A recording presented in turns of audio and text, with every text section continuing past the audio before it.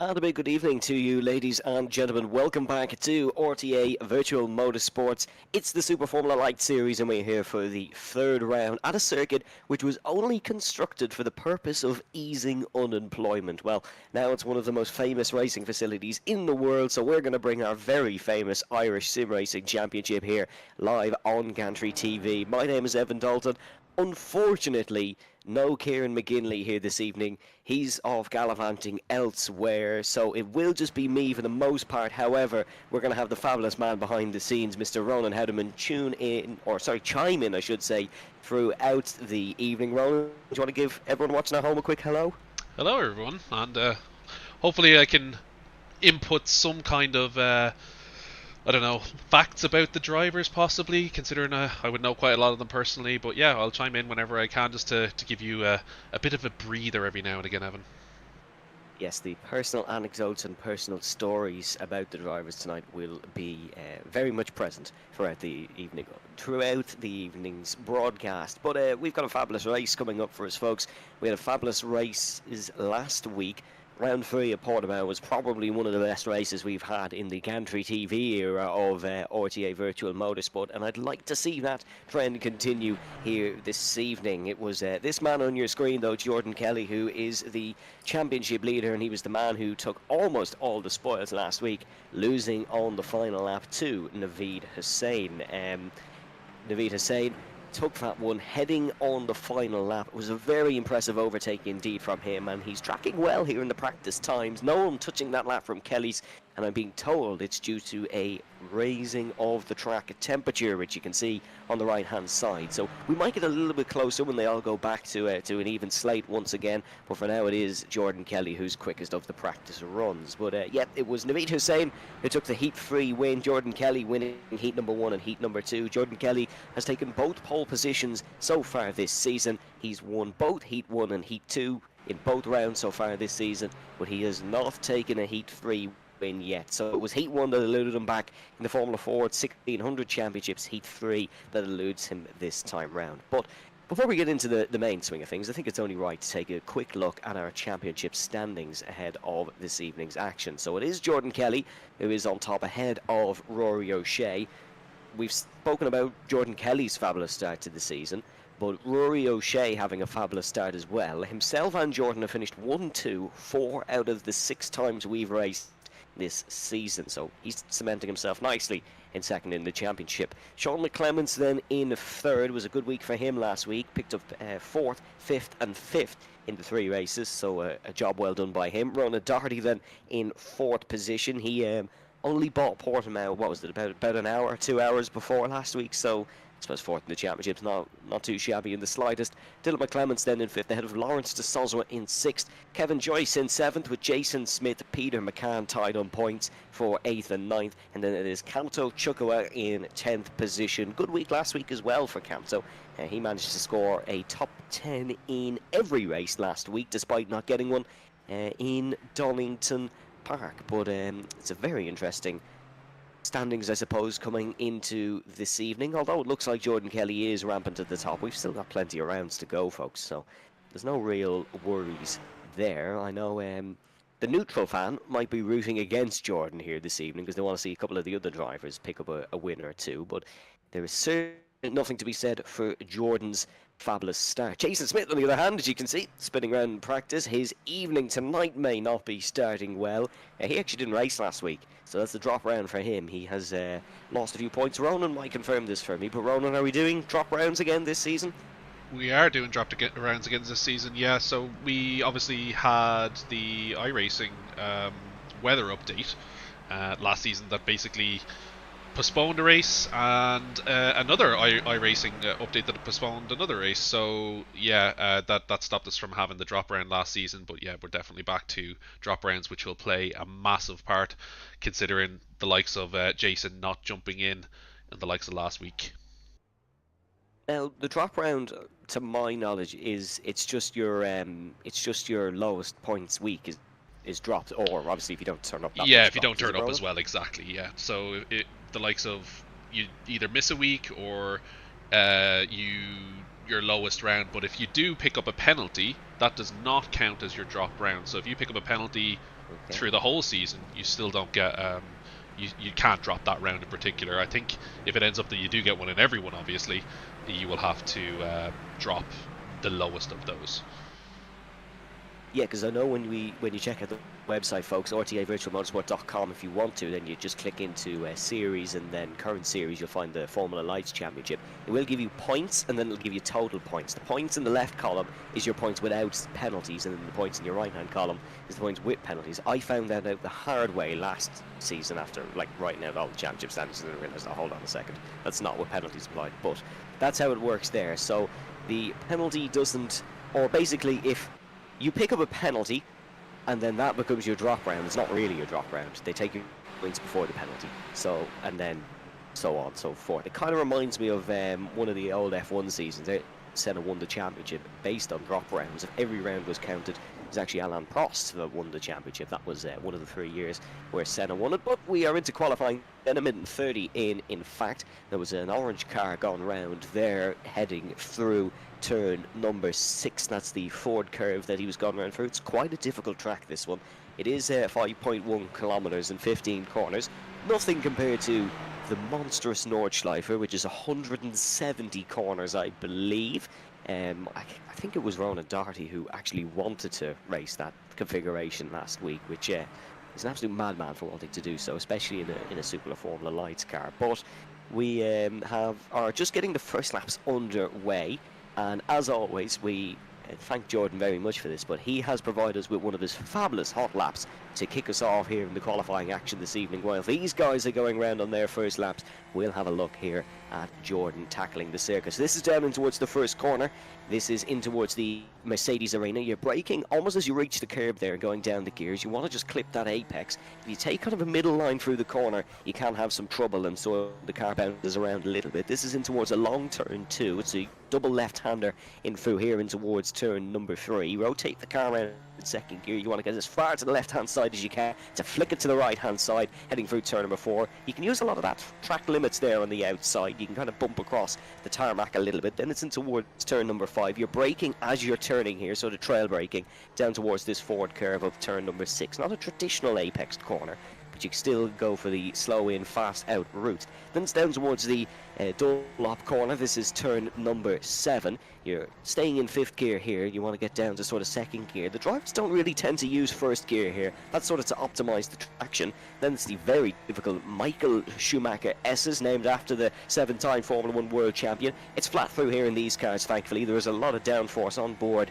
these Dallara automobiles. Then it is the RTC curve in towards the left-hander of turn number 10. You're bouncing across the sort of green asphalt there on the inside, flick it in towards the right-hander again. You get a great run up towards the chicane. It's slightly up the hill, but provides a brilliant overtaking opportunity nonetheless through the right-hander of turn number 12. This is the turn 13 and 14 chicane. Very high curbs on this corner, as you can see, as Jordan is just going to bounce over them slightly. Car unsettles a little bit, but mostly controlled if you get your line right. Of course, different configurations for the endurance circuit. Then you're in towards the Coca-Cola curve, the final corner, bolt out of the exit, down towards the start-finish line. It's one of probably the quicker laps of the season you will see here at the Nurburgring. Maybe not by sort of lap time, but certainly by how it feels. You can see with Jordan Kelly there, that was over in almost an instant. But in terms of qualifying, he has not put the time on the board yet. It is Ronan who is the quickest of the runners so far, as with a 1:49.6. We saw a little bit quicker in practice, so we do expect the times to ramp up. He's ahead of Sean McGoldrick and Peter McCann in 3rd place. Then it's Conor Melia in 4th with Rory O'Shea in 5th. Jason Smith down in 6th with John McDonald in 7th. And it's Prunty, Brereton and Sebastian Schlotton. But, I mean, we kind of expect that order to change a little bit, as a lot of drivers still haven't got times on the board yet. There's Tony Stack improving to 7th. Sebastian Slaughton, who we're currently looking at now, had a good week last week, did Sebastian. Worked his way up a few positions, but a lot of drivers did, because we did have a lot of chaos. We had a couple of cars in the air even, heading through the first couple of corners, which was different. I think Okayama was the last time we had a couple of cars in the air, but I think the stewards might be hoping not for a repeat of that this week. But the incidents weren't too bad, I believe, last week, Ronan. I don't have access to the incident channel, but it seems like everything was okay on that front. Yeah, last week incidents were. I agree with you. I actually thought there was going to be quite a lot of incidents last week, but it seems like a lot of guys aren't really putting them in because they think they're more racing incidents or they were caused by their own doing. And if you don't put it in, no, we can't contest it. So yeah, and we just see Jordan going to pole there by. You see the big difference between the start of practice, I think, was the track temp. The track temp was 22 degrees. It's now up around 30, so he's about 7/10 off of his fastest lap in practice, which is nuts. Yeah, it's sort of a lot duller here, it seems, over the Nurburgring for now, but I imagine it'll brighten up later in the evening. But yeah, it is Kelly and Doherty 1 and 2 as they were in practice. Simran Thacker with a great lap there up to 8th. Jordan Kelly, of course, has been successful in the past in German automobiles, maybe not around German tracks, but he won the 2020 IDMC Championship in the BMW M8. Ronan, is there any sort of nostalgia for you with the mention of 2020 IDMC? Well, COVID wasn't really the great thing about 2020, was it, Evan? But No, yeah, no. not really. A lot of the drivers have come across from IDMC, so going back to a track like this is great. And Jordan seems to be fast in anything, so it doesn't really surprise me that he's up there every time. I think the news headlines last week stated that people were starting to get sick of Jordan winning all the time, but yeah, we'll leave that to them, and we we hope to see maybe the race win this week for Jordan. Yeah, we saw the news, aka Peter McCann, voice his thoughts. If you want to voice your thoughts, make sure to pop them in the stream chat. Of course, we're live on YouTube and we're live on Facebook, so you can check them both out, and we'll hopefully read out some of your comments. As you can tell, it's an Evan waffle session, as I've described earlier in last week, so I'm more than happy to read out some of your comments. Yeah, thought the mention of IDMC, we kind of have to get Ronan back in, and if Kevin was here, I'm sure we would have got him back in as well, but he's not. We do hope Kevin is keeping well in his adventures. Jordan Kelly, not necessarily keeping well. He is quickest in qualifying so far, but that's a bit of an unusual spin for him. Heading through the first corner, just rotated it round. He'll have to get back on track now and try go for another hot lap. Here's Peter McCann, who's been tracking well in his qualifying so far. He is sort of the on the bubble of the 50s in the 49s. It's a 149.9 for McCann. And here is Lawrence de Salzwa in 10th place. Lawrence had a fantastic week last week in RTA and in real life. Was at Gamerfest, of course, representing his brand. I would say you can check out Lawrence's channel and stuff, but you probably already have by now, because I think we mention it pretty much every week. But Lawrence scored a top 10 in every race last week, so that was fabulous for him. Unfortunately, he will struggle maybe to do that again this week. He is actually racing with a cast on. He picked up some ligament damage.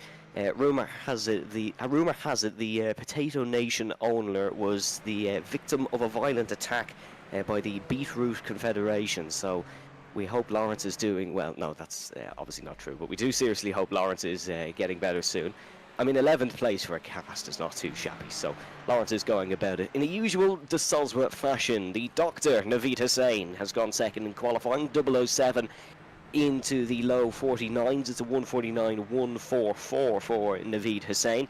It's still quite a bit off Jordan Kelly, who is the only man in the 48s, but he had a green second sector, did Naveed Hussain. This won't be any quicker, though. You can see he has just trailed off slightly in the final couple of sectors. There's Rory O'Shea across the line. No improvement there for him.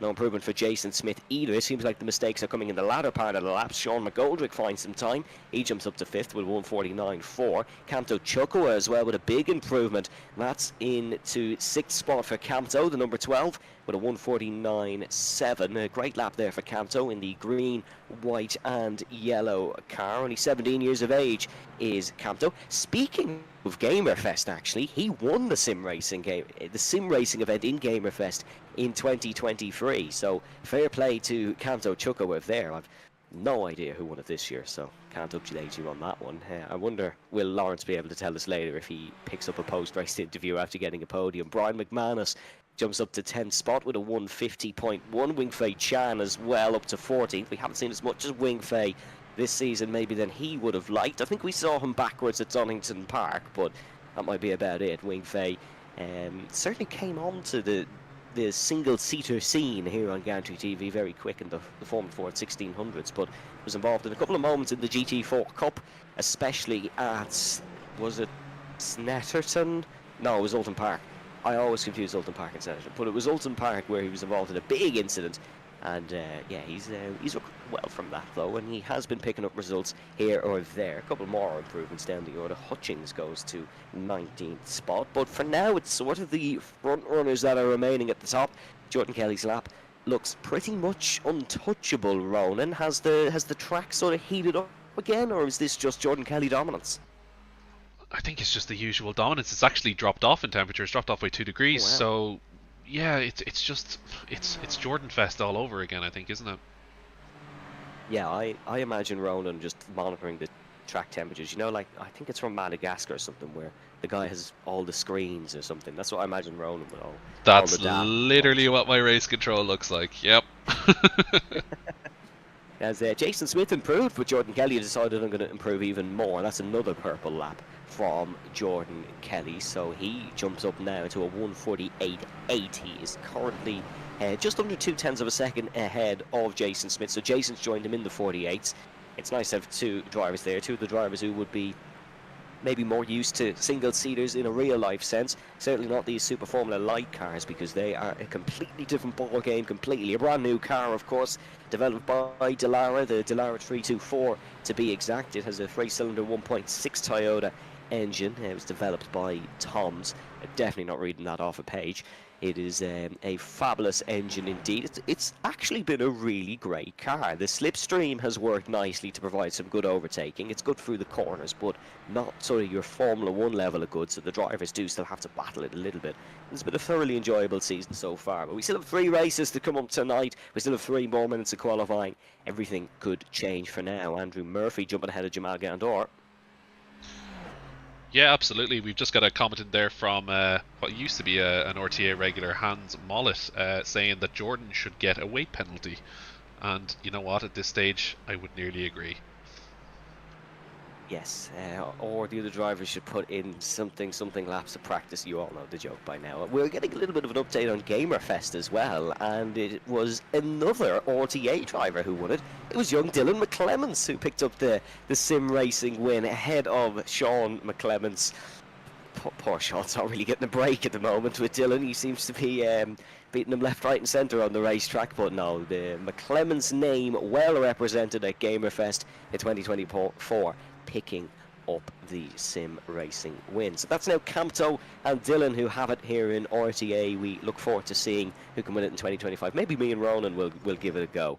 Can't say we'll win it, but we might give it a go. This is Dylan McClements just pulled off there, letting a car through, so no improvement on this lap by Dylan McClements. Jamal Gandor seems to be finding some time, but again, he's dropped off in that final sector. It seems to be a bit of a troubled zone for them. He has improved nonetheless, but certainly not by as much as he would have likened to. You can there see Conor Melly at the bottom as well of your order. He's dropped off a tad in the final sector, but still going to look to improve here, heading in towards the final corner. He has improved, but I don't believe there is any positional improvement. No, there is. There's Conor Melly up to 7th position, so that's a good lap there, beating both the previously named McClements brothers. 1 minute left to go in qualifying. Unfortunately, that means if your name is Alexander Milchin, you're not getting another lap on the board, and it will be a maximum start of 13th here in this one. Alex was the breakout star, I suppose, in the GT4 Cup.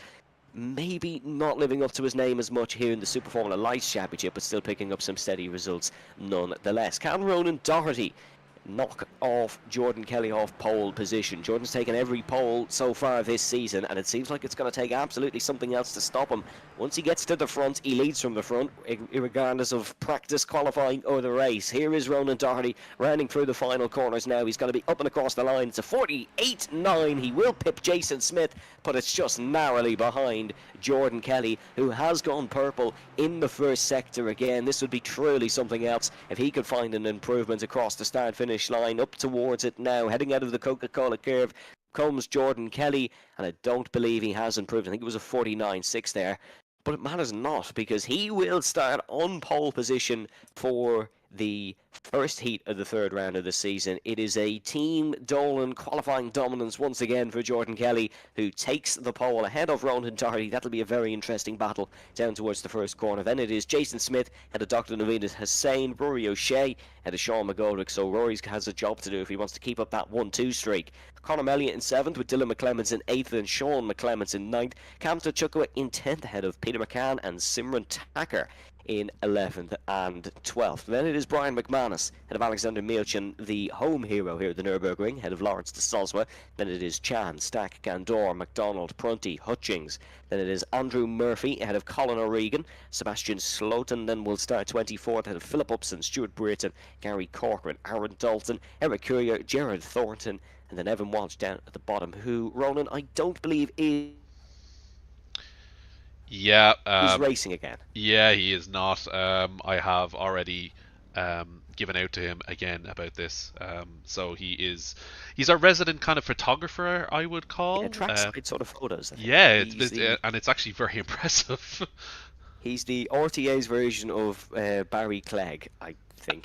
I apologise, Barry, if that's not your name, but I think it is. I know he does the photos for ICCR and for Irish Formula V and all that stuff. You can check it out on Instagram. He is also very good, so I'll give him his credit while I can. But yeah, some of the photos are fabulous. The photos are done by Evan and Sean, who you can see featured on all our graphics, like the standings graphic at the start, and of course on the RTA Facebook page, which you can check out as well. We're live there at the moment, so you can go like that, leave your comments, leave your thoughts, and we'll try to read them out here on the broadcast. But we're just waiting to go then for the first of 3 heats. This could be very intriguing down in towards the first corner as the start lights appear. We're getting ready to go for the third evening of racing here on a Tuesday night in RTA Virtual Motorsport as we go racing at the Nurburgring. That's a great launch from Ronan Doherty, immediately tucking into the slipstream. Going to try and get the job done down in towards the first corner. It's inside Kelly, outside Doherty. Jason Smith just tracking right behind as well. He's going to try lunge on the inside. But remember, the inside becomes the outside as there is a car gone round there in the background. It is Rory O'Shea in the high prey who's gone round. The man who's finished second in 4 of the 6 races so far this season has dropped down the order. Jason Smith struggling as well. He's now under pressure from Naveed Hussain despite having that fast start, and Hussain has the run here on Jason Smith down towards turn number 5. He's going to go for the inside line. That'll become the outside once again, just like a lot of corners here in this Nurburgring configuration, but he can't get the job done. Tony Stack seems to have lost a few positions as well on that race start. There was a couple of moments in towards the first corner, but nothing major, are all surviving for now. 1 or 2 places gained throughout the field, no real big gainers in towards that first corner as we are looking back at Tony Stack here. He is attacking Lawrence de Soswa. Tony always seems to start at about this battle for 14th and work his way up to the fringes of the top 10. Conor Elliott under pressure from both the McClemens brothers behind. You can see him down towards the left-hander of turn number 10. Conor, of course, racing well in real life this season. He's had a good season so far here in the Super Formula Lights, but the McClemens brothers want to end that, and that's Smith. That's Jason Smith who's gone round, heading in towards turn number 11. I'm not sure if he's gone under his own accord there. He's done a great job of saving it, but that car looks absolutely totaled through there. Whatever has happened to Jason Smith, he's had a big moment. We might be able to catch a replay of that one in a few moments' time, but Jason Smith, after a good start in the top 3, he's fallen way down the order. He's now behind Eric Courier, now behind Rory O'Shea. I think that is Jason Smith pretty much down and out of it. Here is your Gantry TV instant replay then. Let's have a look at this one. It looked to me initially like he just went round under his own accord, but we'll see. Was it a tap in the rear maybe by Naveed Hussain? Did he just line up the rears out of the corner? So in towards the right-hander. This is the moment where it all happened. He's got on the gravel. He's lost it himself there. Almost collected Naveed Hussain in the process, but Jason Smith round and out. Not a common mistake we really see from any of the top runners here, Ronan, but that is Jason Smith having a bad start to tonight. Yeah, and Jason not being around last week, and I'm listening into the guys talking before the race as well. Jason didn't even know we were racing this week, and he wasn't too familiar with the track, so I think that might just have caught him out. Yeah, it seems to just be a bit of, well, not necessarily a rookie error, but he's new to the car and track combination. And that seems to have caught Jason Smith out a little bit, but he's down in 28th, he's still running, so he's going to try recover maybe to get some sort of a decent start for the second heat. But look, we already are 3 minutes down, only 7 minutes to go here. He's going to struggle a little bit. Here is Sean McClements then in towards the left-handed. This was the sector where it all went wrong for the man who was in front of Naveed Hussain this time, but that's not going to deter Sean McClements from making a neat move up the inside. McClements now up to 5th place. Sean certainly, I think, looks a lot better in these Super Formula Lights cars than he did in the GT4 Aston Martin, but that just might be my own observation. But certainly Sean is keeping up with the front runners a little better this season, which might just be a test of himself and becoming a better driver and his own adaptability, but certainly been a good season so far despite both of the McClements brothers. Dylan picking up a win, of course, in heat number 3 in Donington Park. He'll have to repeat that feat tonight at the Nurburgring, but he has the red car of Naveed Hussain in front, the number 007, and he needs to make a move on, and he's also under pressure from Peter McCann right behind. McCann going to try and lunge it maybe in towards the first corner, the man who in my eyes had overtaken the season last season at Road Atlanta in through the final corner, picked up 3 cars, or was it Virginia? It was either Road Atlanta or Virginia International Raceway. No, it was Road Atlanta. You were right. Yeah, no, you're right. It was that triple overtake that that Kieran kept calling, or was it Kieran kept calling it a double overtake, or somebody else kept calling it a double overtake, but it was definitely a triple overtake, and yeah, probably overtake of what I would consider my broadcast career was unbelievable. Yeah, it was up there for me as well. Really good from Peter McCann. It was Lawrence Soswell that had a good move at Virginia. I just remember sort of them coming through the final corner. I was like, oh yeah, it was Road Atlanta, and then it was like, hold on, what's Virginia's final corner look like? But no, it was definitely Road Atlanta for Peter McCann.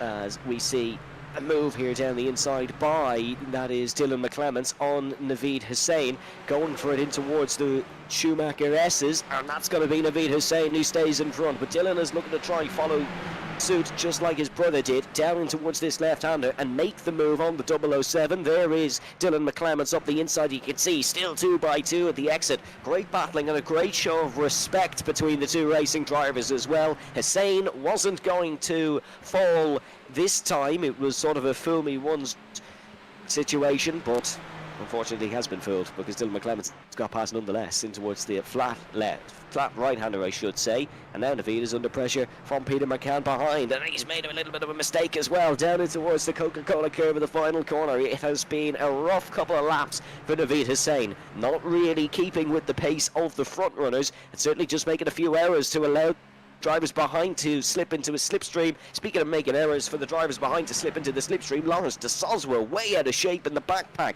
Here is McCann on the inside of Naveed Hussain. McCann well ahead of the apex, but can Hussain try something around the outside? No, he can't, because he's got Brian McManus fancying to get involved in this battle as well, but it'll be Hussain who stays in front of Brian McManus. Still a tricky couple of corners for him. We're having it confirmed by Rob Parks in the stream chat. That move by Peter McCann did actually win over the take of the season. So it wasn't just in my eyes, there is now actually some form of credibility behind it.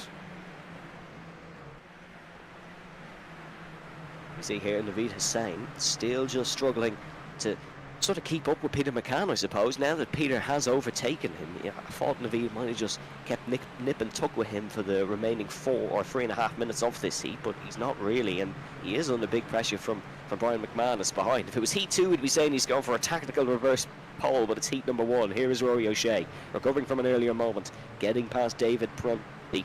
This will be the first time in a long time that Rory hasn't finished near the top 5 in heat number 1 of an RTA race, but had that moment on the opening lap.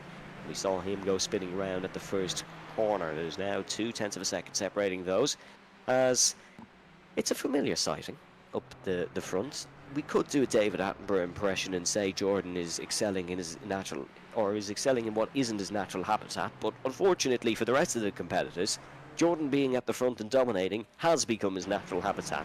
He hasn't really stopped doing it since the beginning of the GT4 Cup. Here is Naveed Hussain and Brian McManus side by side. Captain Chukwa just in the background there you can see, but it is the black nose cone for Brian McManus. It is the red body for Naveed Hussain down towards the first corner. There is McManus on the inside. Now Campto Chukwa is looking for a bit of a double toe in towards the first corner. Can he try a double toe overtake of his own? He can't, and you can just see there McManus just got it all out of shape in towards the first corner. Maybe a little bit of a lock-up for him, but didn't get that job done nonetheless, and now is under pressure from the fast-flying Campto Chukwa. Lawrence de Soswa under pressure from Alexander Mielchin in the background, and Alexander Mielchin has got the job done there. De Soswa will still keep it down the inside. Good move there for Mielchin nonetheless. He should get this one done at the apex. Can he hold back Tony Stack here in towards the left-hander? De Soswa flicks it round the outside of Stack. Stack just had to be careful there not to get his front wing chopped off, but there was space left by all drivers in this battle. This is cracking racing here in this first heat. Really respectful as well by all these guys, so the stewards will certainly be happy with them. And you can see here Naveed Hussain still keeping Brian McManus at bay. Brian McManus would have liked him to be long gone, just like both of the McClements brothers and Peter McCann were, but he has struggled just to get the upper hand on Naveed Hussain. Gonna have a go maybe down in towards the RTC curve, the left-hander. He will. This is where Sean McClemens got the move done. This is where Dylan McClemens teed up the move. Is third time the charm? It is for Brian McManus, because he's got ahead of Dr. Naveed Hussain, and Naveed Hussain will have to either have a go in towards the chicane or defend from Campto Chukwa, and unfortunately for him it's looking like the latter. Here comes Campto down the inside in towards the third turn 13 chicane. That is not easy for an Irish accent. You can try it at home, and that's not easy for Campto Chukwa. Oh dearie me, that's Naveed Hussain who has gone upside down. Maybe a little bit of a favour returned from the Dylan McClemens incident last week, but that's gone all wrong for Campto and Naveed Hussain. Ronan might get us a replay on that one, because that is a monstrous incident for Naveed Hussain, who's gone upside down heading through turn 13. We saw that Naveed was sort of dropping down the order a little bit. He has sort of gone the express route now, and that'll be him well out of contention in towards the chicane, and that's Campto Chukwa who is right behind there in the green, white and orange. That's Naveed Hussain in the red and black on the outside, and you can see in towards the chicane, Campto bit of neck cone maybe, or he gets clipped, and then Naveed gets bumped by someone behind onto what looks like a little bit of a grass verge, and the car just goes airborne. So unfortunately for Naveed, might have a bit of a headache after that one, and he might have a bit of a headache trying to cut through the field as well, because he's down to 27th behind Stuart Brereton, and this is Campto trying to recover as well. A bit of a wounded automobile for Campto. It won't be giving him good memories of Donington Park, where he was disqualified for not pitting after having significant damage, but it's a real shame for Campto and for Naveed Hussain, who were coming into this race on the back of very strong results in Heat 3 at the Algarve International Circuit. But up the front nonetheless, it seems to be a theme for Jordan Kelly, who's coming into the chicane with, I suppose, half the amount of stress that Naveed and Campto would have been in towards the final corner. Then after the Coca-Cola curve, his Heat 1 dominance will continue here in the Super Formula Lights Championship of RTA Virtual Motorsport. Jordan Kelly comes across the line. No one challenged him today. Already right behind. Sean McGoldrick then will weave home in third in the Allens car, and then it'll be Conor Melia just beating home Sean McClements for fourth place. Then comes home behind his brother, and Peter McCann comes home behind Dylan McClements in seventh. Sort of that top seven stayed the same after they dispatched Naveed Hussain. Lawrence de Salzburg comes home in ninth, and it's Stack who gets into the fringes of the top 10. He does it every week, does Tony Stack. Wingfei Chan to 11th, Mielchin 12th, then it's Rory O'Shea in 13th, David Prunty 14th, Gary Corcoran 15th, Colin O'Regan in 16th, then it is Tacker, Schloten, Hutchings. Campto Chukwa sort of manages his car home to 20th. That's not that bad considering what has to be significant damage on that automobile. Philip Upson will come home 21st, Jason Smith recovers to 22nd, John McDonald is just going to get home ahead of Andrew Murphy in the battle for 23rd. I tell you what though, there was some great racing in that first heat.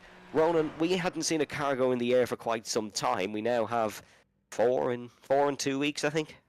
Yeah, I was literally about to say to you that it was very uncharacteristic of Naveed to be that far down the grid and to be losing places like very, very fast. And then that happened, and I instantly hit the mute button. So Yeah, he's usually a man who's fairly steady, and once he is in a position, he kind of stays in that position, or certainly the positions around him. But a disappointing one for Naveed Hussain. Here's your Heat 1 results and your Heat 2 grid, of course. There's Jordan Kelly, who won the first heat and will start on pole for the second, ahead of Ronan Doherty in second. They will start 1 and 2. It was Jason Smith who started third in the last one. It was Sean McGoldrick who finished in third, ahead of Conor Melia. Then it is both McClements, 5th and 6th, McCann in 7th, Brian McManus in 8th, ahead of Lawrence de Soswa in 9th. Great race start for Lawrence. He was under pressure from a lot of drivers behind, but held out there to get 9th spot. Did benefit from, of course, the incident with Naveed and Campto.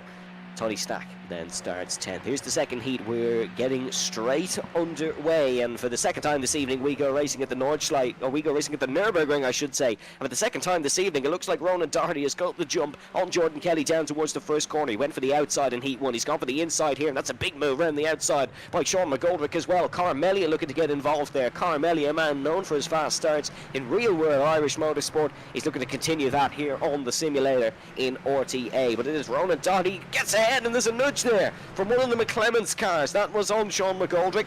I think it was Sean McClements actually who did nudge him, and now you can see he's going for the outside. Dylan got to took it to the slipstream. Oh my goodness me, there's another car gone over. Oh my god, he flicks back in front of the track, and these Super Formula Light cars are taking flight here at the Nurburgring.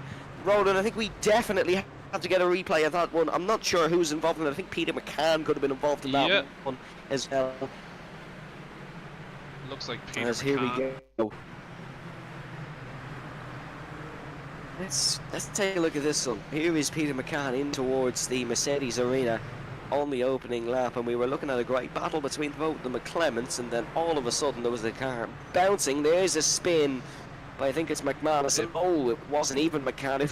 Yeah, it was actually Brian that started that entire incident by the looks of it. Who was it there, Ronan? Sorry? Yeah, it was Brian McManus that actually started that spun out on his own, unfortunately. It's one of the most mental crashes I've seen on iRacing. He's gone bouncing across this circuit. As we head back to the race leader battle, it is Jordan Kelly who's back up the front ahead of Ronan Doherty. He's gone bouncing up and down the order slightly, but he's back into a comfortable position for the race lead. But Ronan can have a go at him here. He's not let Jordan Kelly settle in this race. You can see almost a bit of side drafting down towards the first corner. Doherty now has the outside. Jordan Kelly has the inside in towards the heavy braking first corner. Conor Melia going to look to get involved in this one here, heading in towards the Mercedes arena. We're on board with the number 56 now, and you can just see him. He's really close to the top two, probably for the first time this season. He's going to want to capitalise on this one. Arguably a bit of a better line initially ahead of the top two, but you can see just slower on the exit. That's sort of where Kelly and Doherty are really good in these cars, or certainly Jordan Kelly is. He gets fantastic exits compared to the rest of the field, and Doherty in that number 6 is pressuring Jordan Kelly, the man from Donegal. It is a Northern Ireland battle here, Donegal versus Antrim. Although I can't say that's anything too unfamiliar for RTA Virtual Motorsport. We seem to have an influx of Northern Irish drivers who are very quick as well. But Conor Melia looking to keep Dublin up there on the map. Here's Campto Chukwuka going for a move on Aaron Dalton. He's up to 12th position, recovering well is Campto. That's 8 places gained for him so far in this race. Hutchings and Dalton then side by side in towards the Schumacher S's, and that's going to be Simon Hutchings who comes out on top there in an impressive showing round the outside of Aaron Dalton. A great move indeed. Colin O'Regan might look to take that one now, but Lawrence de Soswa under some pressure from Sean McClements, who's dropped back slightly since that I suppose opening battle with Sean McGoldrick. Here is McClements going for the outside on de Soswa. You can see de Soswa in his unique blue keeping to the inside, I should say, and that's going to be Rory O'Shea who sneaks through as well. As quick as the speed of light, O'Shea got that move done. He wasn't hanging about behind Lawrence de Soswa. That'll be now Sean McClements up to 6th, Rory O'Shea up to 7th in that high brie car, the Tillotson T4 Carter, making the move stick. Jordan Kelly taking a defensive line there. That's Wing-Fei Chan, I believe, who is a bit of lap traffic coming out of the pit lane. So Wing-Fei's been involved in something in the opening couple of laps. Might have been that opening lap collision indeed. And Rory O'Shea's actually dropped down to 9th. Okay, yeah, so Chan is suffering there down in 26th place. He's down with Alexander Milchin and Brian McManus. So McManus, actually, funnily enough, continuing on after being sort of the catalyst for that opening incident. So fair play to Brian for keeping his car running. Jordan Kelly certainly keeping his automobile running, as we're starting to see him creep ahead of Ronan Doherty. Ronan will look to change that. We saw himself, Jordan, we saw Naveed Hussain, and I believe Rory O'Shea in that battle for the win last week in heat number 3 in Portimao. I certainly hope heat 3 can spring the goods that last week did in Portimao, as we have someone in the YouTube chat saying, "Go Potato Nation!" The Lawrence fans are out in full force. He's running well here in 7th, just ahead of the Kerry man, Tony Stack, in 8th position. Tony, I'm not sure if you've noticed it as well, Ronan, but I've noticed it. He seems to sort of creep up the order in every race week by week. He'll start in about 15th, then he goes to about 10th, then he's up to about 8th, and then come heat 3, God knows. Yeah, I think Tony's kind of a small bit like myself. I like literally might not have the absolute pace in qualifying, but is a serious racer. I've raced against him. He is a fantastic racer, but yeah, always seems to creep up the grid and pick up those all important points. Just one thing to note, just on that opening lap incident, we had Wingfei, Jason, Brian McManus, Alex Milchin, Simran Takar, and Naveed Hussain. And considering Naveed Hussain's pace last week, that's a shocker of a weekend. It is a shocker of a weekend. There's a problem for Jordan Kelly there, I think, as he's just dropped down to 5th on the timing tower. I'm not sure if that's just iRacing's timing tower. That's one of the McClellan, or is that one of the McClemmons off the circuit? Or certainly someone in a similar livery. As yeah, that is Dylan McClemmons, I think. Let's have a look at the replay there. Let's see what's happened in towards the first corner. There is Ronan Doherty right behind Jordan Kelly. So 1 and 2 were okay going down the main straight. Is this a similar issue to what we saw in qualifying for Jordan Kelly into its first corner? It absolutely is. It's a very similar issue. It's an identical issue, in fact, for Jordan Kelly, who spun it heading through the first corner. We said it was a bit of an unusual moment in qualifying, certainly unusual to see in heat number 2, and that's McGoldrick around as well. So there was big problems for the top 5 in towards that first sector. This is a replay once again, folks, of Dylan McClemmons, who's gone down the inside of Millia and of McGoldrick. Then he got ahead of Jordan Kelly, who's the spinning car, so maybe a triple overtake. Oh, and then he was spun by McGoldrick. So that was 3 cars off in the Mercedes arena, heading onto one of the opening laps of the race. That is very dramatic indeed, and dare I say, very uncharacteristic of Jordan Kelly, Ronan. Absolutely, that's speaking to Jordan beforehand, he said that he was going to spin in another place, not through the first or second corner, but he was almost certain that he was definitely going to spin during one of the races. So that just speaks to the track conditions and the types of cars that these are. But that really shakes things up.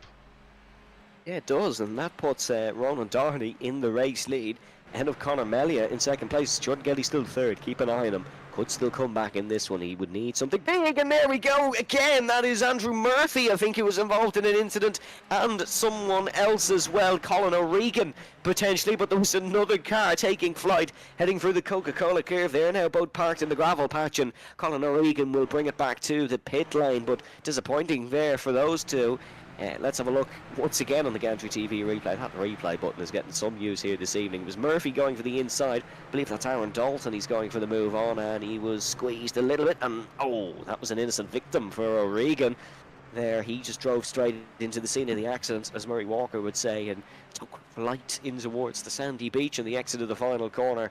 And that is a very damaged number 9 car for Andrew Murphy. So what initially looked like it was just a bit of a squeeze turned into a bit of a spin, and then that turned into something a lot more sinister. But another 3 cars involved in an incident. There's the 4th. Sebastian Schluchten in the 21 has made a mistake.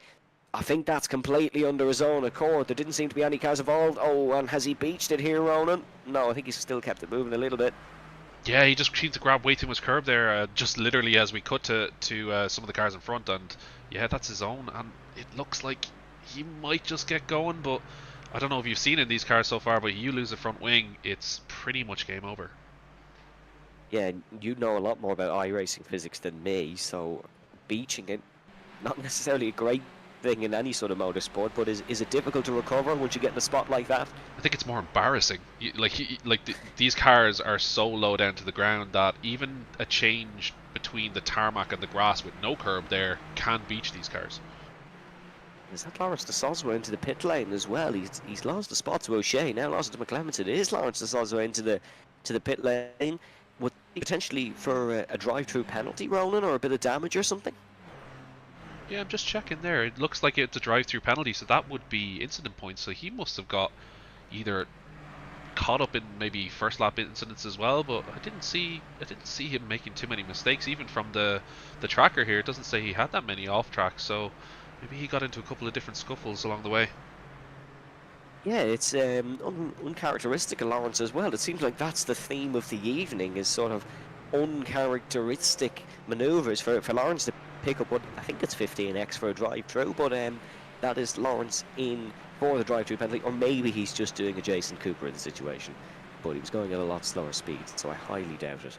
But Lawrence there down towards 14th, which, I mean, considering he's just served the drive-through, it's not actually that bad. He still could recover for that, for the reverse grid race in heat number 2. But my oh my, is this a change of scenery? It is Ronan Doherty who is dominating out the front. I'm not saying Ronan hasn't done that before, but it's a bit of a different sight than seeing Jordan Kelly do it. Conor Melia there in second is looking to chase after the Formula V, yes, Formula V rookie champion from last season. Conor would love to have that title this season. He'd certainly love to have the Emerson Fittipaldi Trophy as well.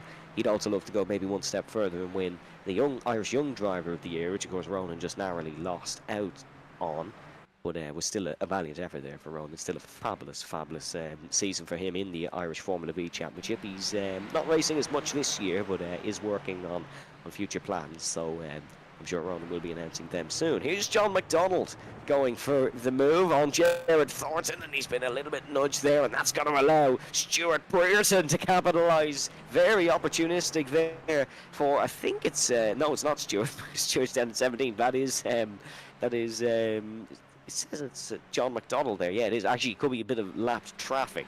That's what I think that one is, because there's Jared Thornton, there's John McDonald. That is lap traffic. Looks like Mielchen's livery, so I think it could be Alexander Mielchen. I'm still getting used to the cars. There is John McDonald ahead of Jared Thornton. Good to have John on the grid here this evening and not telling us that he's watching from some hotel bar somewhere in Ireland or the United Kingdom, as John typically is on a Tuesday evening. But great to have John along here, and he's driving well, up to 15th place.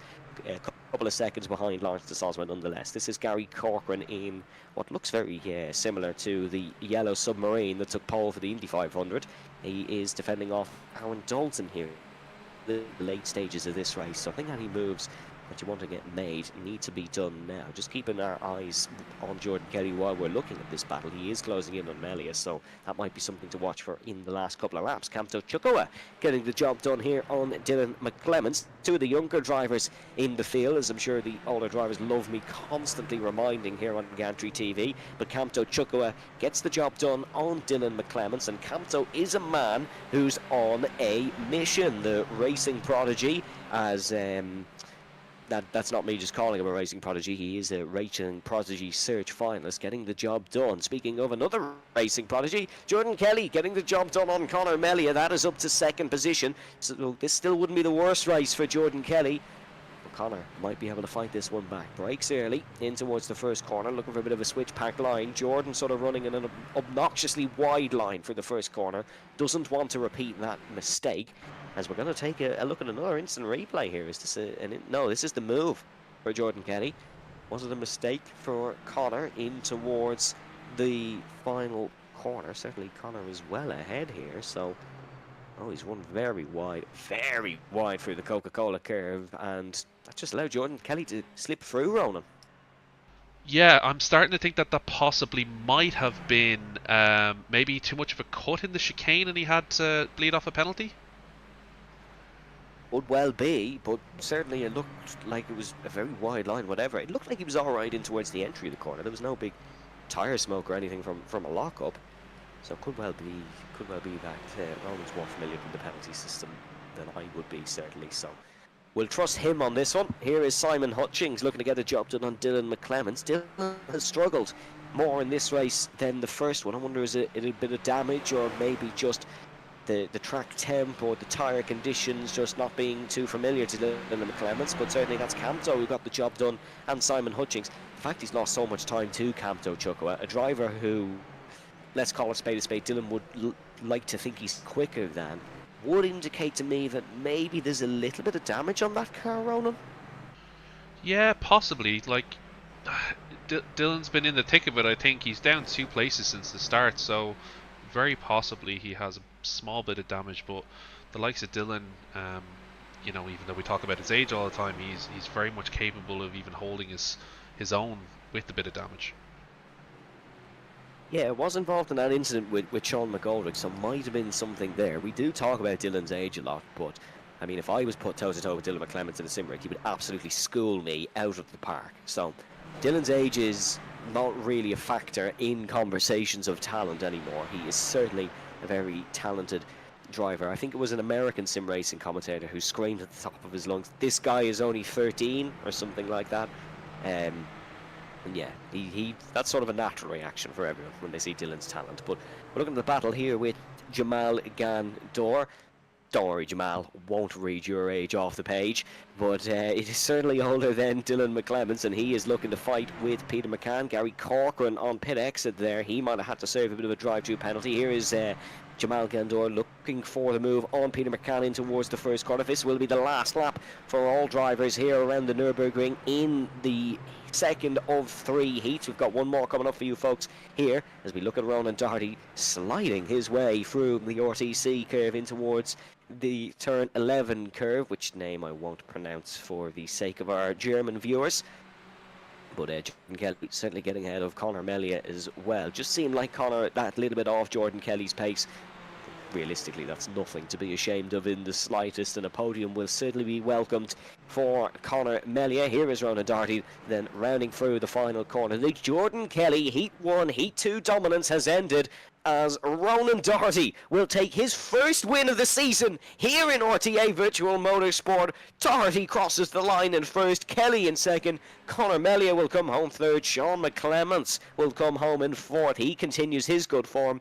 Rory O'Shea recovers to fifth. That's a very impressive drive indeed. Here's Camto Chukwa, also a good recovery drive from him. He'll come home in sixth place. Simon Hutchings will round the final corner to come home in seventh. A great race indeed from Simon. Sean McGoldrick in eighth spot. He'll start on reverse grid pole. Then Dylan McClements will just lose out in ninth. And David Prunty will come home in 10th. Remember, David, of course, was fighting for our B Championship title last season, but he's proving really well when progressing to the A Championship.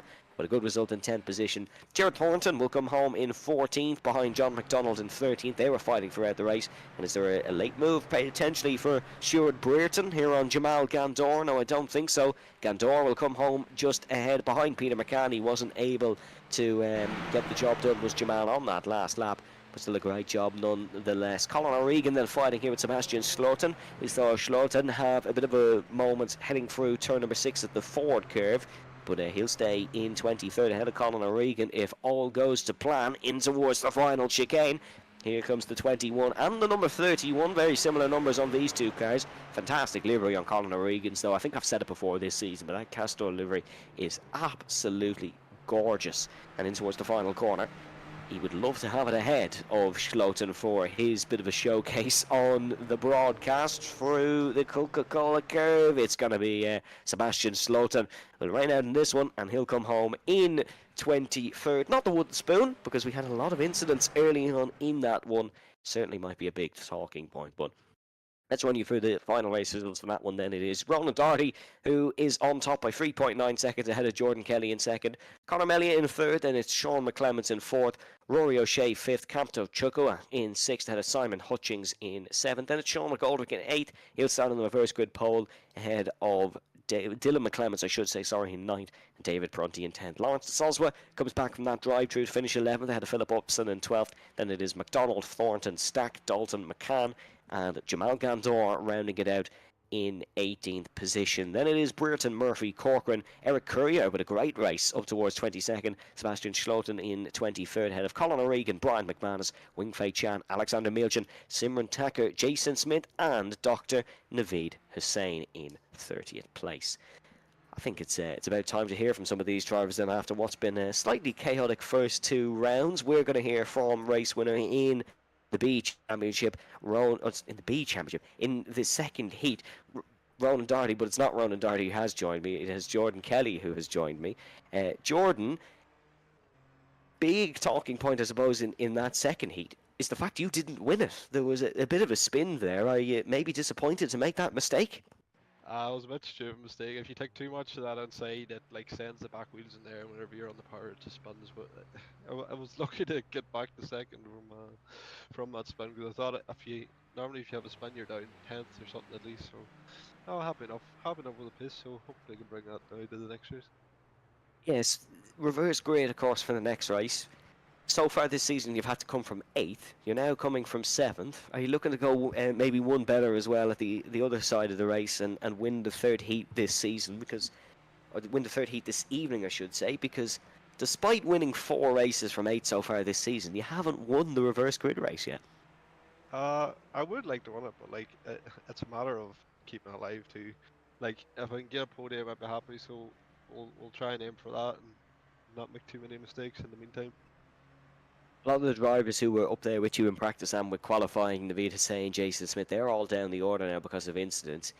Is it realistically between yourself and Ronan for the win then in the third heat? I think pace-wise, yeah, me and Ronan are up there, so it'll be a good wee battle now. We had a good few wee battles in that second race, so hopefully we can do more of that now in the next race and not cause any carnage. Well, Jordan, thank you very much. We look forward to seeing what you and Ronan can do in those battles in the third heat, and all going well for yourself. We'll speak to you again after. Will do, Evan. Let's hear then from another driver before we head in towards the final heat, and it is the newest race winner this season, Ronan Doherty. Ronan, first win on the board then. Got to be happy with that, surely. Aye, happy enough. Just maybe 2 or 3 tenths, I think, off Jordan, but you know, he made a mistake, and I just knew from then on, just drive at 95%. The gap was that big behind, and just, you know, manage the race. Jordan said he's looking forward to a few more battles with you than in this third heat. I asked him the same question, but is it realistically between yourself and Jordan then for the heat and the reverse grid race, or is there anyone else maybe in that top 8 who you think can challenge you? I don't know, you're looking there, like, you have Sean McGoldrick starting on reverse grid pole, and he's really not that far away, and you've Sean in there, you've Rory O'Shea, even Conor Melia, so those lads won't be easy to get past, and if Sean McGoldrick can get a good start and get away, he might be set. We'll see. And we've seen a lot of incidents this evening so far in terms of spins, in terms of mistakes. Is the key around a track like this just to be consistent rather than quick, or is it always flat out lap after lap like we see on some of the circuits? Well, it just sort of depends on what situation you're in, you know. It is quite difficult to go flat out each lap. Like, you end up making a few mistakes. Like, I done that in the first heat. Like, Jordan got his gap when I made 3 odd mistakes in a row in a corner on the cold tires. So it is easy to make a mistake around here. Lots of tricky corners, especially with the cold tires. But if you can just manage it from there, I think consistency is the key as well. Ronan, thank you very much for that, and all going well again. We will hopefully hear from you after. Hopefully so. Great to hear from Jordan and Ronan there after that second heat, 1 and 2 for them. There was 4 seconds between them though. And speaking of Ronans, Ronan Hederman, do you think it's between Ronan and Jordan for the final heat, or is there anyone there who you think could sort of surprise us, or surprise me, who seems weirdly confident it's going to be between Jordan and Ronan?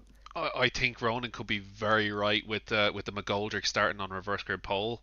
Conor Melia, the way he's driving, could be well up there as well. Camto Chukawa, the way he's driving too, you could see him up there as well. So it could be a real toss up here, especially with Jordan not being able to successfully make it from, say, an 8th place in the reverse pole to win a race. So I'd say it's all eyes across that top 8 really. Very interesting that you bring up Kamto Chukwu. I'll cast all our eyes back to Monza last season, the third round of the GT4 Cup, and a young man called Dylan McClements started third in the reverse grid race. Hadn't got a win then, won that race. Kamto Chukwu starts third in this one. Hasn't won a race yet, could win this one. But it's Sean McGoldrick who starts on pole position ahead of Simon Hutchings in second. Keep an eye on Hutchings as well. He's not been bad this evening. Kamto Chukwu in third with Rory O'Shea in fourth. Then it is Sean McClements and Conor Melia ahead of Jordan Kelly and Ronan Doherty. A very stacked 7th and 8th. But for the final time this evening at one of motorsport's most famous circuits, we go racing at the Nurburgring. That's a great launch from Simon Hutchings there. It seems to be the second place spot is the one to go for here. Down and towards the first corner. Great start as well there for Conor Melia. Looking to try and make a move on the inside. McGoldrick is clear in towards the first corner. Kamto Chukwu looking to make a move on Rory O'Shea in third. Rory's not really got a lucky break tonight, but he's got a great race start here and is looking to make the most of it. Now going for the move on Simon Hutchings in towards turn number 3 and 4, and just wasn't able to get it done. Both yellow and black automobiles, and you can see here both McClements all over the road there, all over the back of Ronan Doherty and Jordan Kelly, and that is Aaron Dalton who's gone round in the background. That is Aaron who has taken the spin in towards a corner. I think we've seen a spinner in almost all of the race starts tonight. Kamto Chukwu now under big pressure from a very fast starting Jordan Kelly. Jordan in 5th place, Ronan Doherty in 7th. It seems like Jordan's got off the line that little bit better, and he's now going to go for a lunge down the inside on Kamto Chukwu. Jordan, usually very reserved, said he's just going to see how it goes. That's what he says in the interviews then.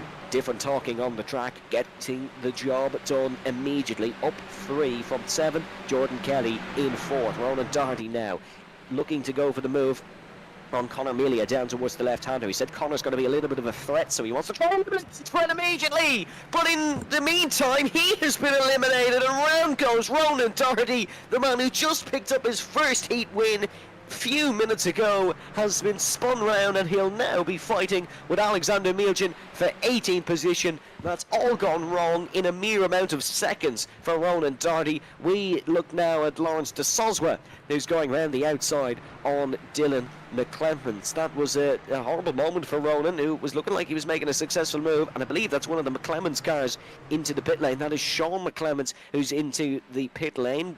Did you spot maybe some damage there for Sean, Ronan?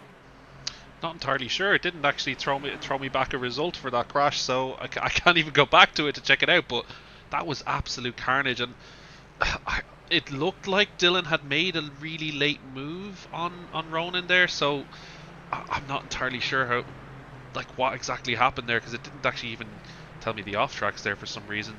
Yeah, no, it's a strange one. As Steve Harvey would say in America, it's a family feud. Dylan McClements down the inside of Ronan Doherty, ended up spinning Doherty, or so we can assume. The stewards might have another look at it then, but that was Lawrence de Soswa in a great fight there with Dylan McClements. It seemed he was trying to get the move done. This is Jason Smith, a name we haven't really mentioned much since qualifying due to a bit of bad luck, bit of misfortune, but he's got the job done on Gary Corcoran round the outside, and that is Smith now up to 13th spot. Sean McGoldrick, look, Ronan mentioned it. The other Ronan also mentioned it. He is excelling at the front of this race, and it could be a battle that we've not seen for a race win, at least in my knowledge, in RTA so far. Sean McGoldrick versus Rory O'Shea. That's an intriguing one for the race win.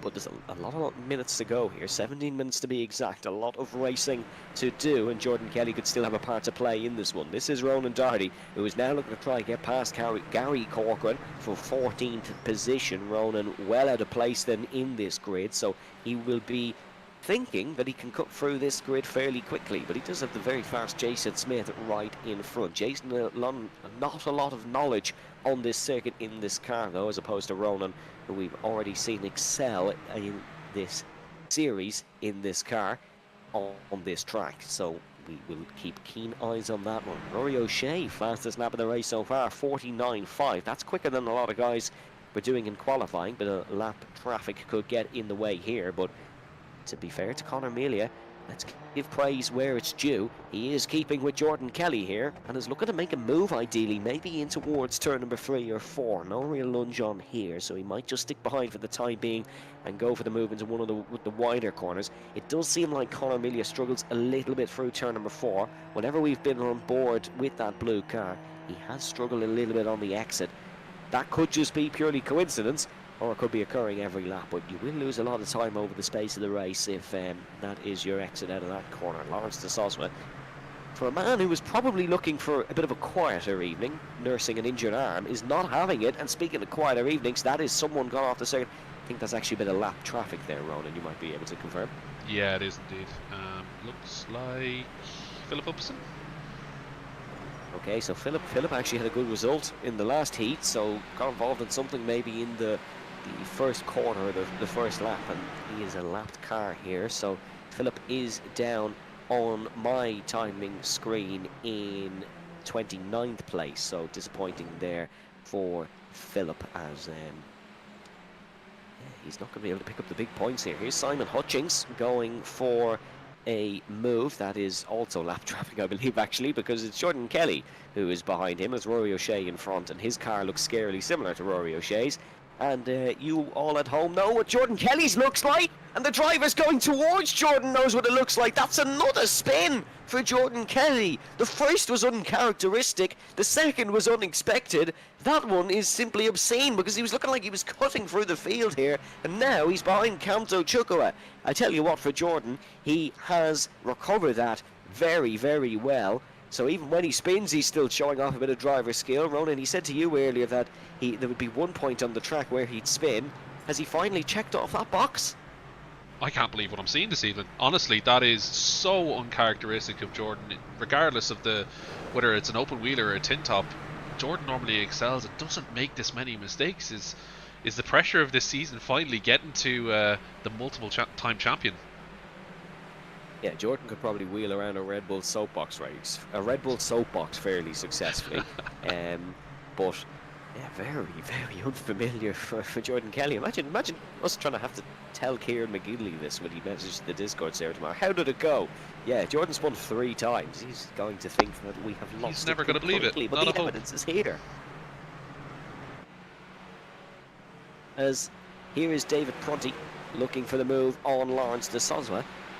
Look, David has had a really good evening here. He has had a really good time of things, and he's looking to maybe make another move on the resident streamer here in RTA Virtual Motorsport. Both Lawrence and Jamal providing the content for us. You can check them out respectively. Make sure you do subscribe to us here as well. Speaking of the actual resident streamers, here's Jordan Kelly versus Dylan McClements, then in towards the chicane where it all went wrong the last time round for Jordan. And Jordan backing out of that move.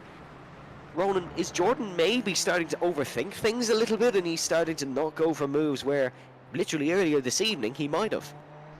I'm starting to think there has to be something bigger at play here, whether he's roasting tyres, he's making maybe bigger moves that we're not seeing in the background, and maybe just cooking his tyres or something along those lines, because there's definitely something more at play here that's causing him to be, I don't know, just very uncharacteristic.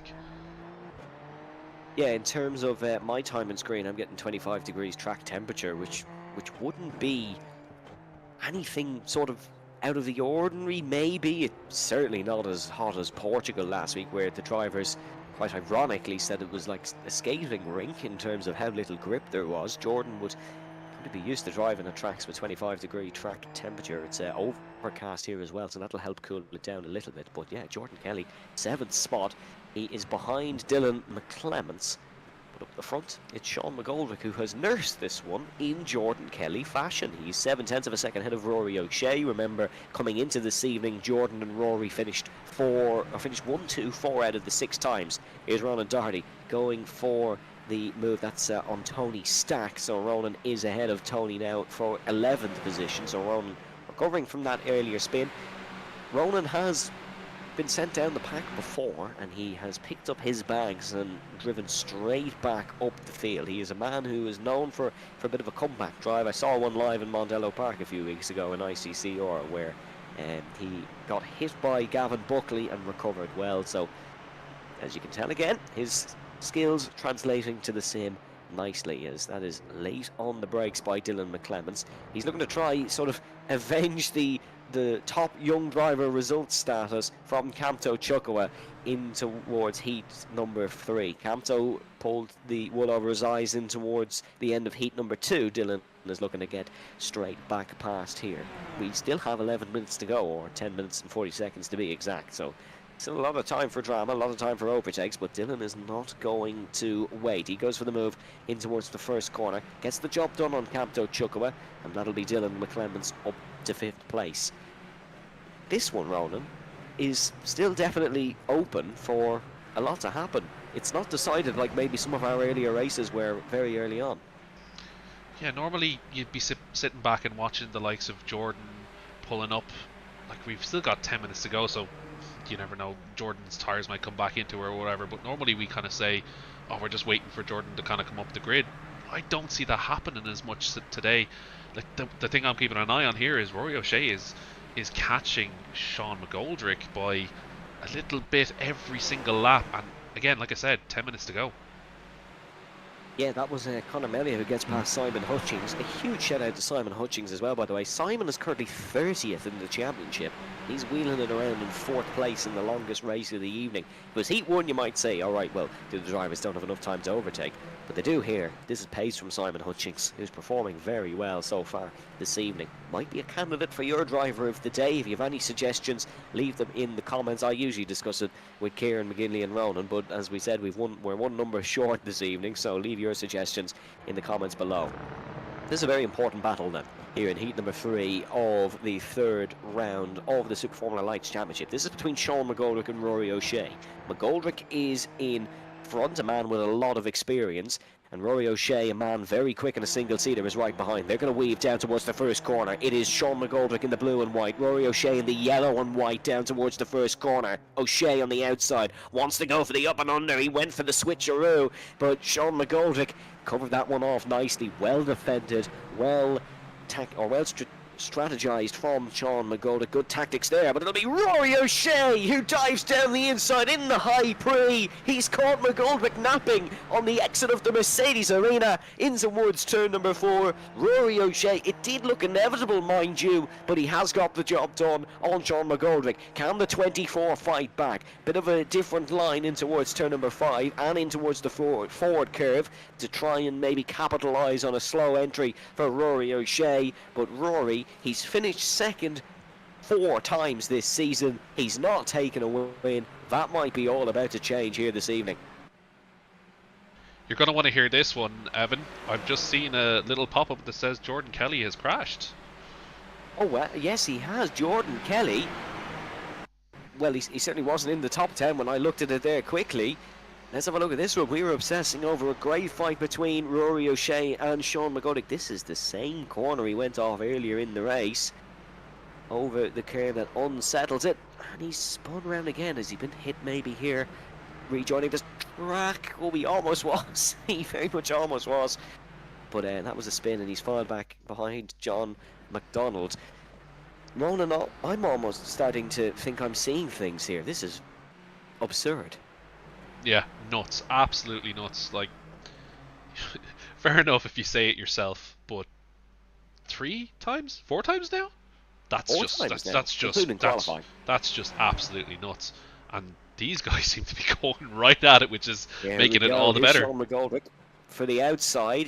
This is the move Rory O'Shea went for the last time, so Sean is trying to use Rory's own tactics against him, and he's now just trying to keep here with him, and oh, that was very close to an incident. I think even the front wing might have just dipped under the rear diffuser of Rory O'Shea there. That could have just been a little bit of echo and a little bit of lag. I don't think the cars merged together for a couple of seconds, but yeah, insane battle between them. They might go at it again. Here is Sean McClemens down the inside of Jason Smith and Stuart Brereton getting involved.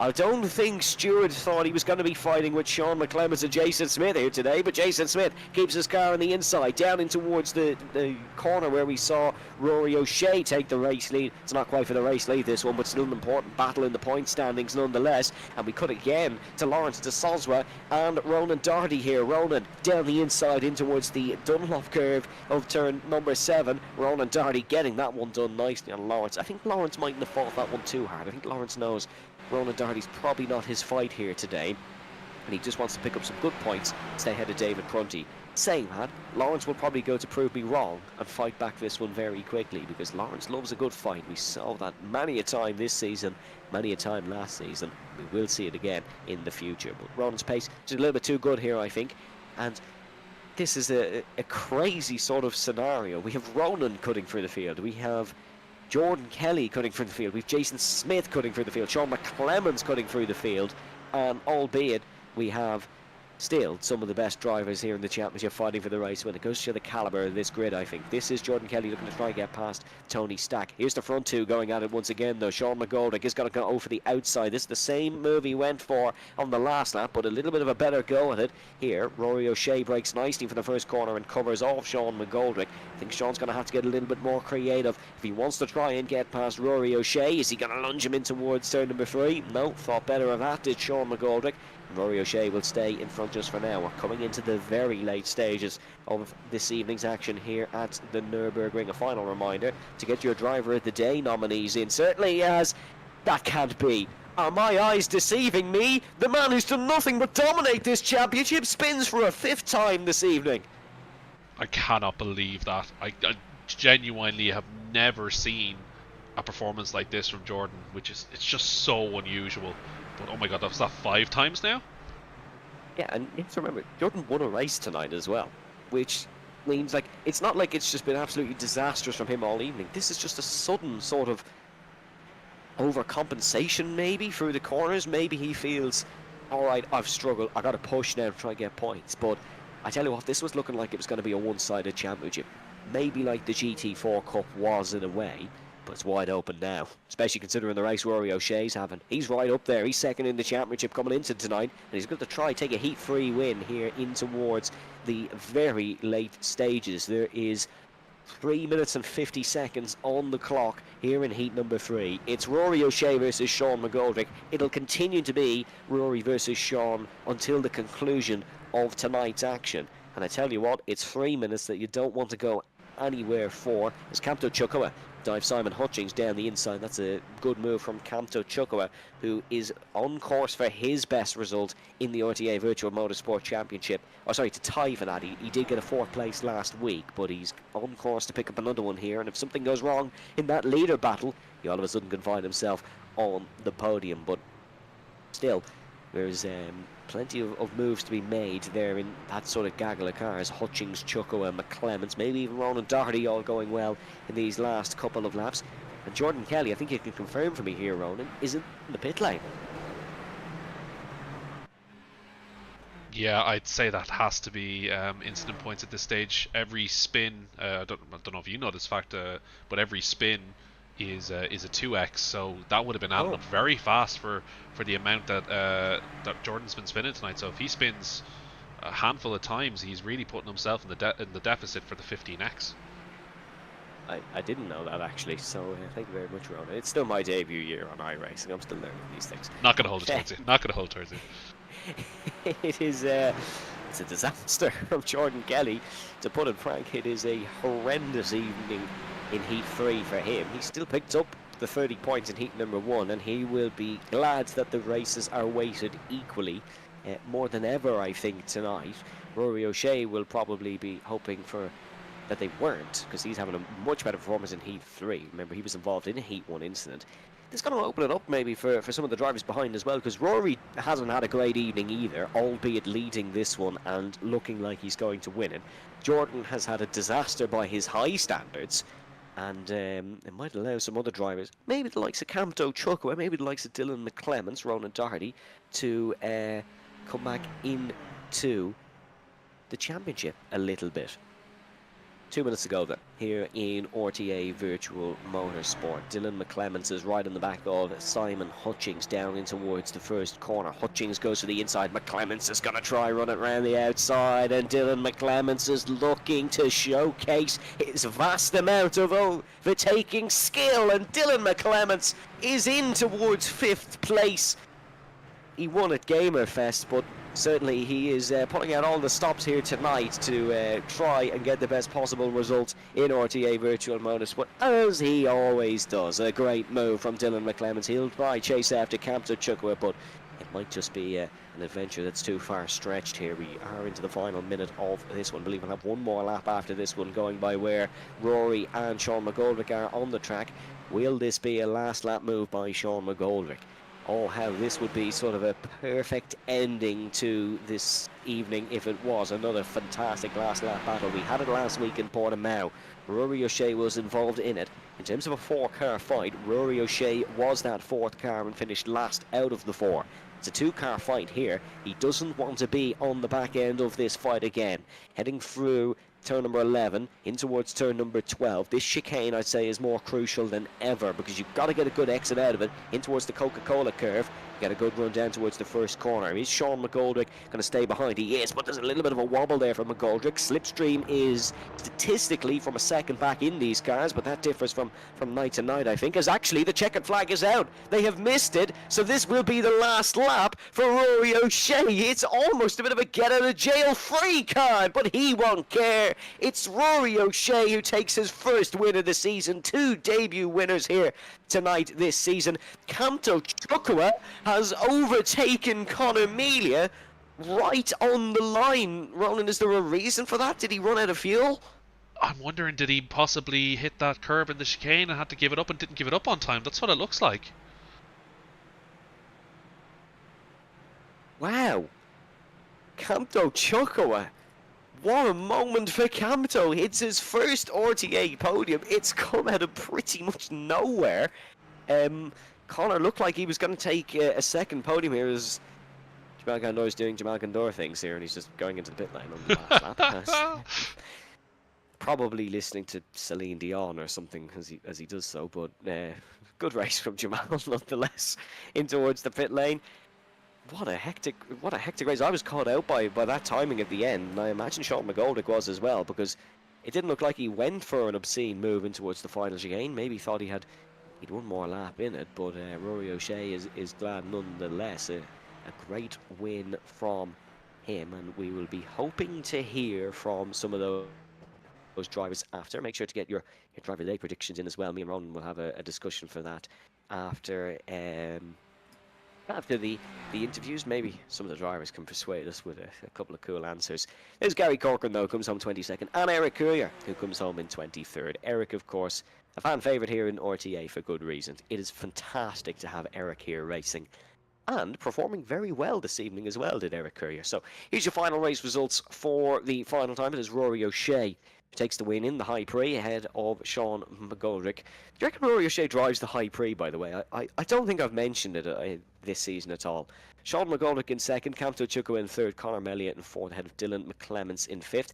Then it is Simon Hutchings in sixth, Ronan Doherty in seventh, Lawrence de Soswa in 8th, David Prunty in 9th, and Tony Stack in 10th position. Alexander Milchan in 11th, great recovery from Alex, and Simran Thacker in 12th, John McDonald in 13th, then it is Sean McClemens, Colin O'Regan, and of Peter McCann, Stuart Brereton, and Gerard Thornton in 18th position. Then a little bit further down was Sebastian Slaughton of Wing Fei Chan, Gary Corcoran, Jamal Gandor. Then it was Eric Courier, Brian McManus, Andrew Murphy, Philip Upson, Jordan Kelly, Jason Smith, Aaron Dalton, and Naveed Hussain, who backed out early on. Let's hear from your race winner then, Rory O'Shea. And for the first time this season, we can call him as such. It'll be interesting to hear his take on it. And speaking of Rory, he is here now. Rory, there's been a lot of second places for you this season. Is it nice to finally get that win?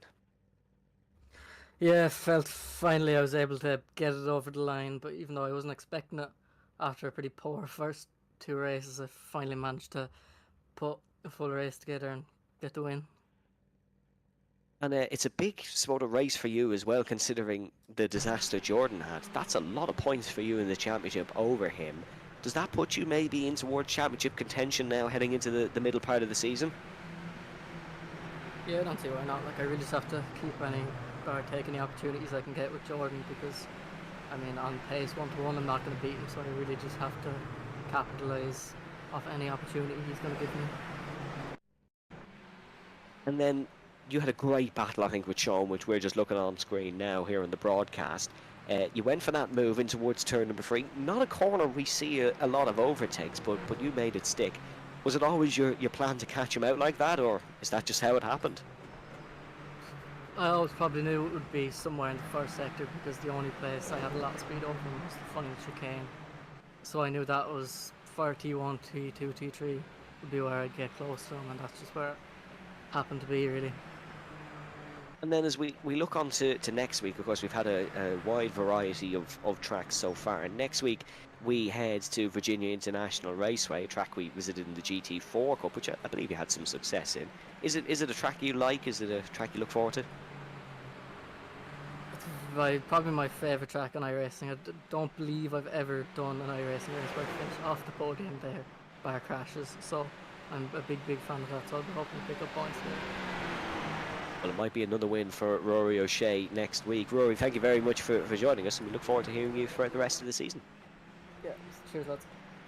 Second place then was Sean McGoldrick, narrowly losing out. We have Sean here with us now. Sean, you narrowly lost out on the win, but are you happy with a good second place? Yeah, I'm really happy with that. Rory had absolutely incredible pace. There were 2 corners where he was really fast, and I need to figure out how he was going so fast in those areas. So he really deserved it tonight. He's deserved it, you say, but I tell you what, you both had a good go for it. A really good battle there. Did you enjoy that one out there? Because we certainly did here in the booth. Yeah, it was brilliant. We've been racing in the 1600s, the GR86. When Rory puts his mind to it, he's always really good. So and he's always really clean as well. So it's great fun racing with him. I have one more very important question then as well that I haven't got the chance to ask this season, but I think we've discussed it almost every broadcast. The sponsor name on the side, Sean. Yeah. Linz. Can we have a little bit of a debunk on that, maybe? It comes from Simi over on Lawrence's Discord, so I think it's all in. Okay. I presume it's an intentional sort of misspelling of Allianz, maybe. Yeah, if you look up and down the grid, there's probably quite a few of them. Okay, Ronan, that's a job for you next week. We need to spot more of them. But Sean, thank you very much for joining us for the interview. And yeah, congratulations on the podium, because that was a thoroughly enjoyable fight for us. Thanks. And then new man to the commentary box next for his first podium interview, I suppose. It is Camto. That kind of came out of nowhere, really. But you've ended up third after making the move on the line. Yeah, genuinely, I don't know what happened to Connor, because it was 2 seconds at the start, and then around the last corner it ended up being 0.7, and then he had stopped. And I don't know what happened to Connor, but he disconnected after the flag. So I don't know how, but I'm happy with P3. I'm surprised I got P3. Yeah, it's been sort of an up and down evening for you. Certainly, in a literal sense for Naveed. There was a bit of an incident in, I think it was the first heat between yourself and Naveed, where we saw Naveed go upside down. What happened there? Was it just sort of one of those incidents in towards the chicane? Was it a bit of netcode? Because certainly it was a fascinating crash for us and the viewers. Yeah, I think it was netcode, because I was looking at the replay and I had gone for the move on the inside and there wasn't any contact, but I ended up being spun round by true netcode, and then he ended up grabbing into the back of me, also true netcode. So it was frustrating because it would have been a P9 and P10 for the both of us, but netcode got involved.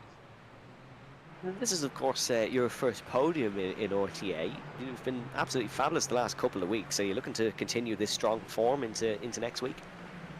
I won't be here next week, sadly, but after next week, definitely.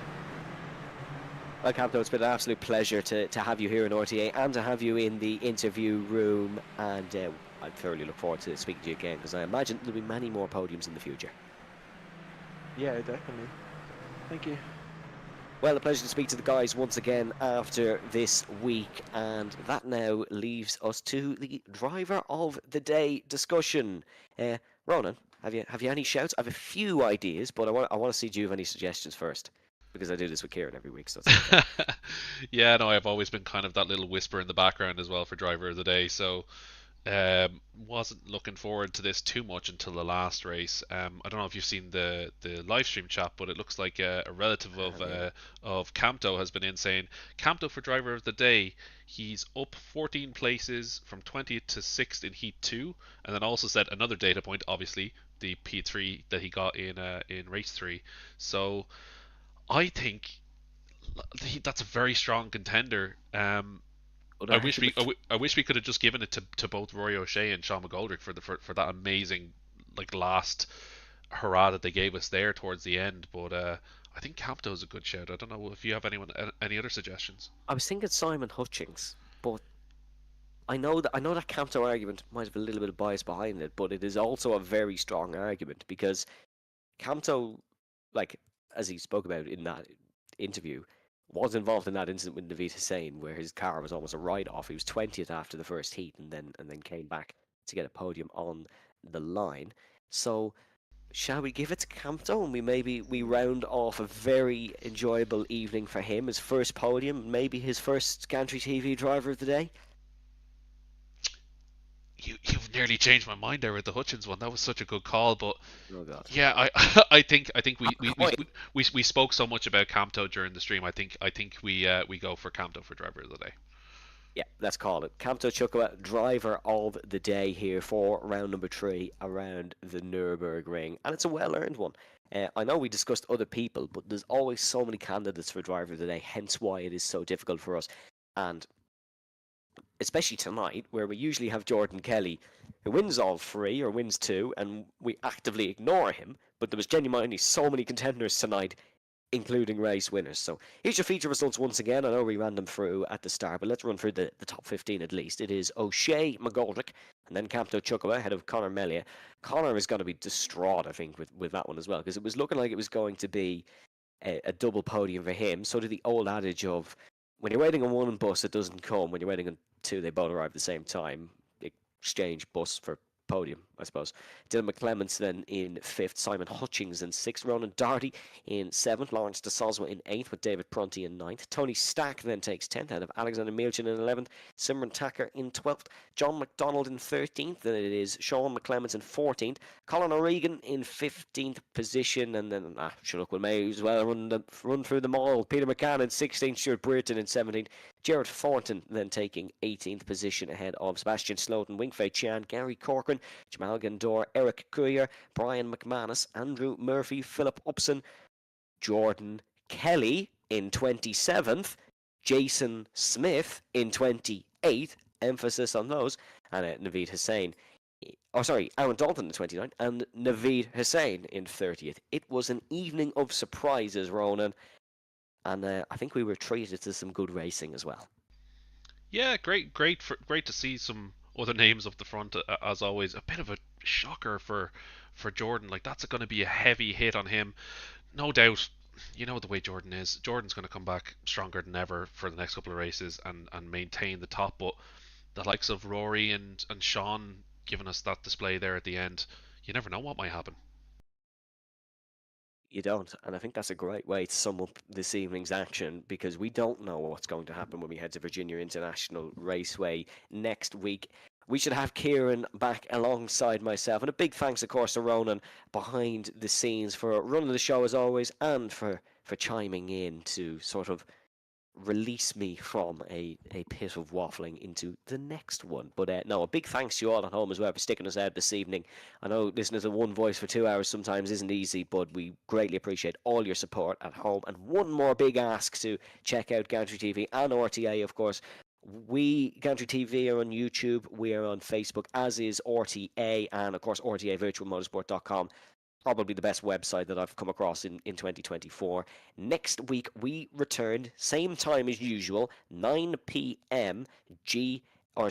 BST, for Virginia International Raceway. It is a race that you don't want to miss. The championship fight is hotter than ever. We have new winners every week. This is RTA in a nutshell. Thank you very much, folks, for watching. Stay safe, stay well. We'll see you next week, and slán go fóill.